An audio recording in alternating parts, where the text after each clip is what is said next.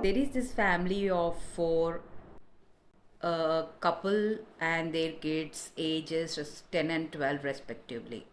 So the mom was diagnosed with terminal lung cancer and she is in an advanced stage.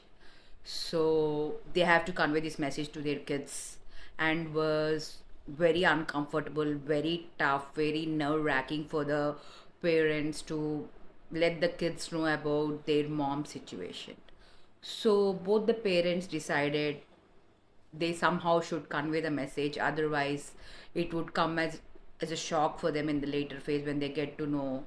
So one day they decided to reveal it at the dinner table and told the kids that they need to tell something at the dinner table. So the kids came prepared a bit, and when it's time for dinner the parents slowly revealed uh, their mom situation and what how would they deal with the medical assistance that their mom needs and the after effects and the future consequences.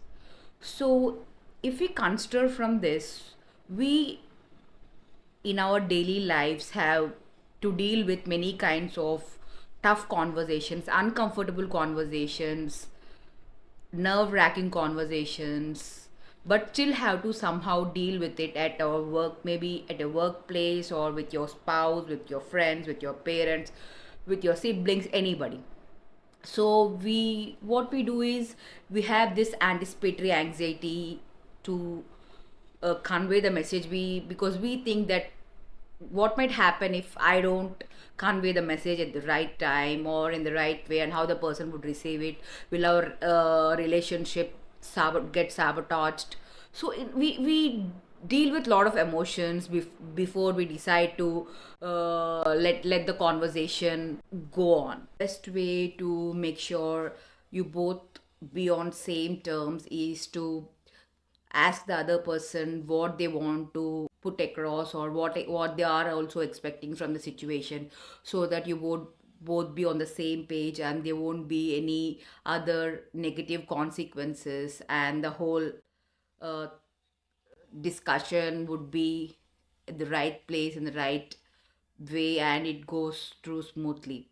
Always make sure that you tell what you're expecting from this discussion so that the other person would get conveyed correctly, because if you're not sure about the outcome, then things would turn out as they were before. So make sure that you know what you exactly want from that situation and put it across clearly throughout, without making it very loud, but just effectively and clearly. To effectively communicate during hard conversations, create a blueprint on what you want to discuss and be clear about what you are really wanted to change about the other person or the party or anybody for that matter.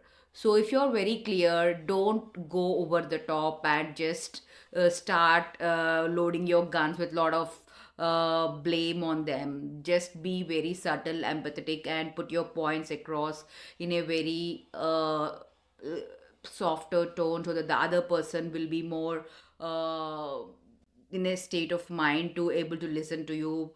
And because having a tough conversations is like going to a war and dealing with a lot of bullets, a lot of arrows, and you have to be alert enough to get through the war victoriously. So the best thing would be to set a place and time and never communicate through emails or text messages, because the emotions wouldn't be there during text messages. So be ready to get any kind of questions and never put the blame on the other person completely.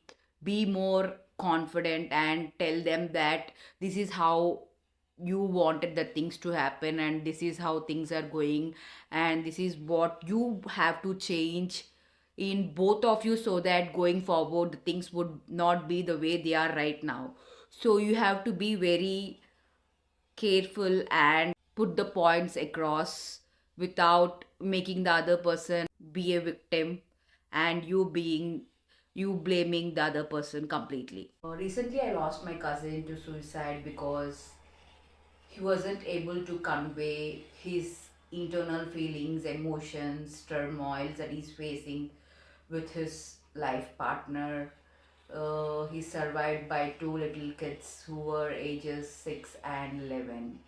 And so please make sure that you don't bottle up your emotions whenever there is any tough situation going on in your mind.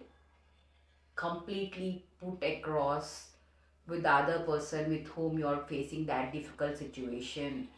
Normalize having hard conversations. Don't take the blame entirely on yourself. If you sit and talk, a lot of problems would be solved.